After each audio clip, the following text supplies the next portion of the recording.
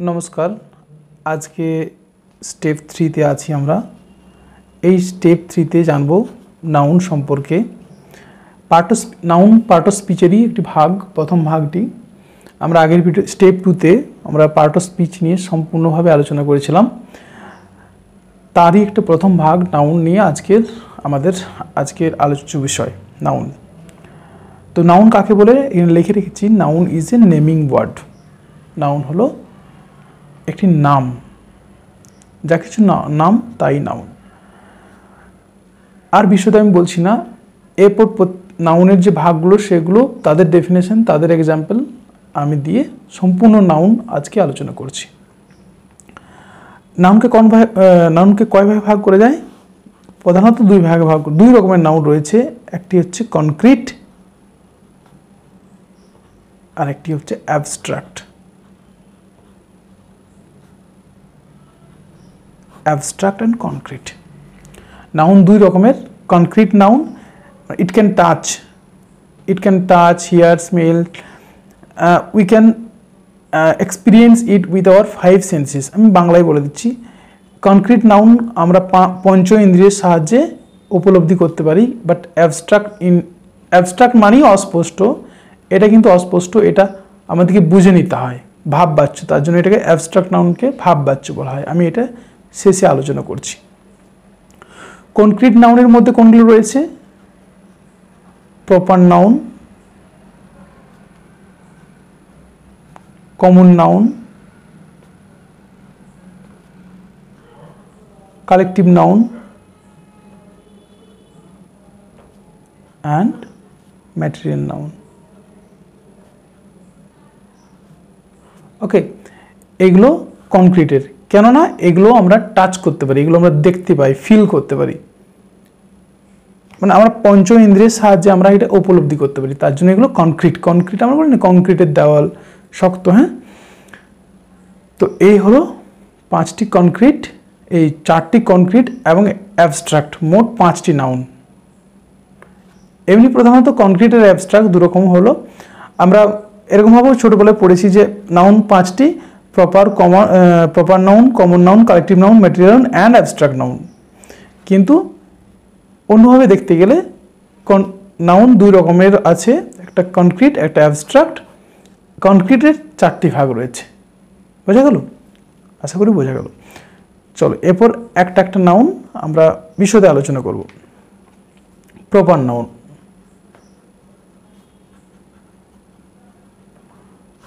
Proper noun কাকে বলে না প্রপার নাউন হলো সেগুলোই যা নির্দিষ্ট করে বোঝাবে যে নাউনকে নির্দিষ্ট করে বোঝাবে অথবা যা এই বিশ্ব ব্রহ্মাণ্ডের মধ্যে একটি মাত্র রয়েছে সেটাই প্রপার নাউন প্রপার নাউনের ক্ষেত্রে সবসময় ক্যাপিটাল লেটার প্রথম অক্ষরটা বড় হাতের ক্যাপিটাল লেটার হবে যেমন কোনো একজন ব্যক্তির নাম রনিত আর ক্যাপিটাল হবে অথবা আমি দ্য সান এস ক্যাপিটাল হবে অথবা আমি দ্য গীতা আমরা জানি এটা একটা মহাকাব্য জি ক্যাপিটাল হবে তো এগুলো হচ্ছে proper noun proper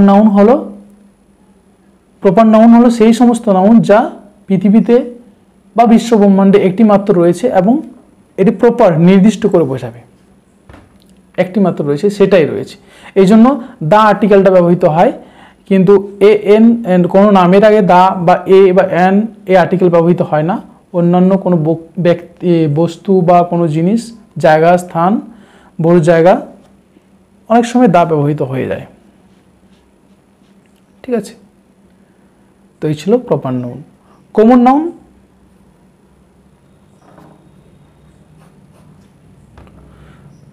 common noun হলো সেই সমস্ত নাউন যা একই শ্রেণীর সকল ব্যক্তি বা বস্তু বা প্রাণীকে বোঝায় একটুখানি বাংলাটা লিখে রাখি তাহলে তোমাদের বুঝতে সুবিধা হবে একই শ্রেণীর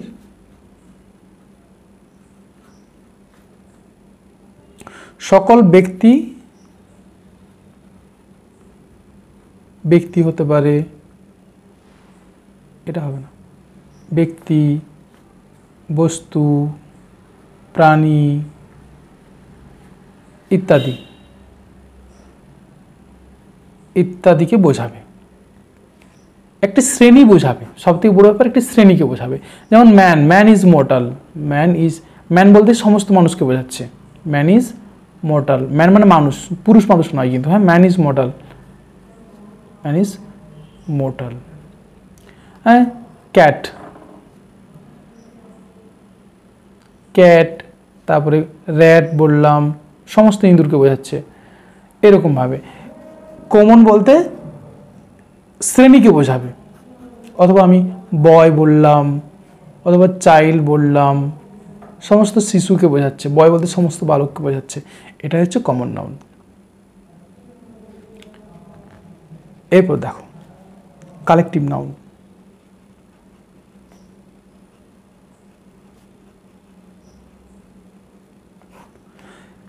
একটুখানি বাংলাটা লিখে রাখি। কালেকটিভ নাউন হচ্ছে একই জাতীয় ব্যক্তি, প্রাণী বা বস্তুর সমষ্টিকে বোঝায়। একটুখানি মনে রাখা, আর কিছু না। একই জাতীয় হবে ওটা, হ্যাঁ, একই জাতীয় ব্যক্তি হতে পারে,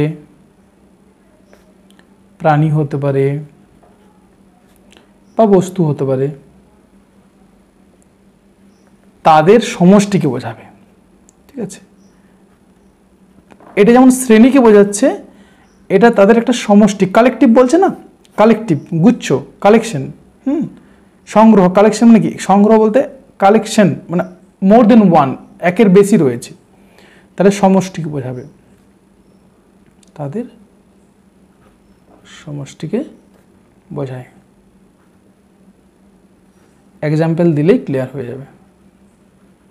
কিরকম? A flock of bird, a flock of bird, birds হবে, হ্যাঁ। এটা কিন্তু পুরোটা একটা ফ্রেজ এবং এটা সিঙ্গুলার। পুরো এ আছে, এ মানে একটি, পুরোটা একটা। এ ফ্লোক, এক ঝাঁক পাখি, এটা প্লুরাল করা হচ্ছে, বার্ডসটা প্লুরাল করা হচ্ছে, মানে একের বেশি পাখি রয়েছে কিন্তু তারা ঝাঁকের মধ্যে, ঝাঁকটা এক। এ ফ্লোক অফ বার্ড, একটি ঝাঁকে এক ঝাঁক পাখি। বা এ ব্রাঞ্চ অফ, সরি ব্রাঞ্চ হবে না, বাঞ্চ অফ কিজ, একগুচ্ছ চাবি। কিজ বলছি, চাবি, অনেকগুলো চাবি রয়েছে, সেগুলো একটি গুচ্ছের মধ্যে রয়েছে, একটি গোছার মধ্যে রয়েছে। এই গেল কালেকটিভ নাউন। ম্যাটেরিয়াল নাউন খুবই সহজ।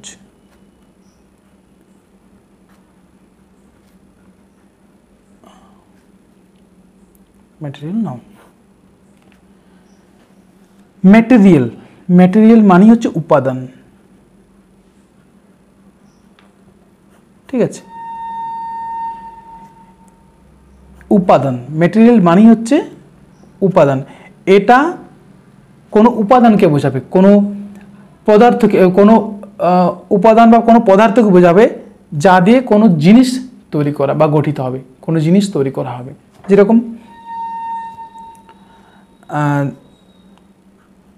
the table is made of wood, the table is made of wood, wood মানে কাঠ। এটা হচ্ছে ম্যাটেরিয়াল নাউন। টেবিলটা কাঠ দিয়ে তৈরি, এটা একটা উপাদান। এই উপাদান দিয়ে কোনো একটা জিনিস, পদার্থ বা কোনো একটা জিনিস তৈরি করা হয়েছে। যখন এরকম বোঝাবে তখন এটা ম্যাটেরিয়াল নাউন। যেমন আবার the iron is useful metal, metal ধাতু, আয়রনটা হচ্ছে useful metal.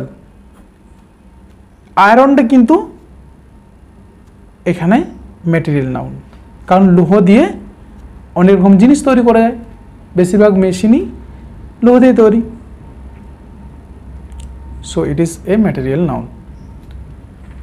Last abstract noun, আমরা এটা পড়বো। অ্যাবস্ট্রাক্ট নাউন,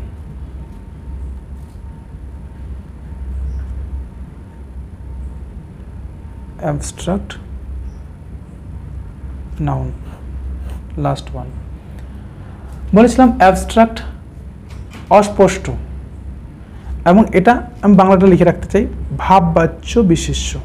ভাববাচ্য বিশেষ্য, বিশেষ্য মানে নাউন, যা আমাদের ভাবনার উপর আমরা বুঝতে পারি, এটা আমাদের ভাবনা জড়িয়ে রয়েছে এখানে, আমরা রিয়েলাইজ করতে পারি যে এটাই।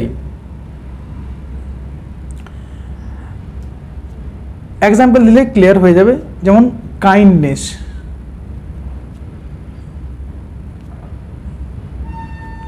Honour, childhood. এটা কি? এটা নাউনেরই একটা গুণের অবস্থা, মনে রাখবে। অ্যাবস্ট্রাক্ট নাউন হচ্ছে নাউন, তার একটি গুণের অবস্থা, যে কোনো নাউনের গুণের অবস্থাই হচ্ছে অ্যাবস্ট্রাক্ট নাউন বা ভাববাচ্য বিশেষ্য। বোঝা গেল? ঠিক আছে, এই ছিল আজকে আমাদের ক্লাস নাউন সম্পর্কে বিশদ আলোচনা। দেখা হচ্ছে পরবর্তী ভিডিওতে। নমস্কার।